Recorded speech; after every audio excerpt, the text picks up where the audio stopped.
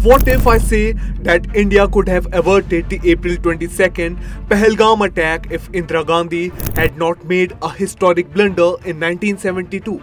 On July 2nd, 1972, in Shimla, a defining moment in South Asian diplomacy quietly unfolded between India and Pakistan but continues to haunt New Delhi.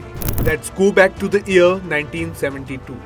Fresh from a resounding victory in the 1971 Indo-Pak War, Indian Prime Minister Indira Gandhi met with Pakistan's newly appointed President Zulfikar Ali Bhutto to chart the way forward after the war.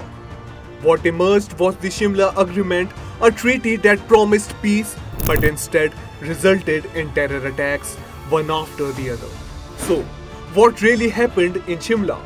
The Shimla Agreement formally ended the 1971 war and laid out 5 key principles: respect for the line of control, peaceful resolution of disputes, bilateralism, mutual respect for sovereignty, and the repatriation of prisoners of war. But behind closed doors, the agreement became a stage of emotional diplomacy and strategic calculation. India had military and diplomatic superiority over 90,000 Pakistani POWs and captured territories, but chose not to press its full advantage. This brings us to the next question. Why didn't India press for a written resolution on Kashmir when it held all the leverage?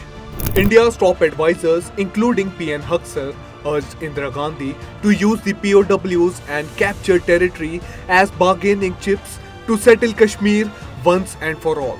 However, in a private, emotionally charged meeting, Bhutto pleaded with Gandhi not to insist on a written commitment. He reportedly wept, arguing that any formal concession on Kashmir would destroy him politically in Pakistan. But it was all a gamble, resulting in a huge historic blunder for India. What happened after the agreement? Bhutto returned to Pakistan, faced mounting opposition, and eventually became Prime Minister, but never pursued a serious bilateral dialogue on Kashmir. Instead, Pakistan returned to internationalizing the issue, violating both the spirit of the Shimla Agreement. Even half a century later, Pakistan, habituated to harboring terrorists, kept violating the Shimla Agreement. From the Kargil War in 1999 to the Pulwama Balakot terrorist strike in 2019 and to the recent Pahalgam terror attack in April 2025, Pakistan has continued to backstab India just like it did during the 1972 Shimla Agreement.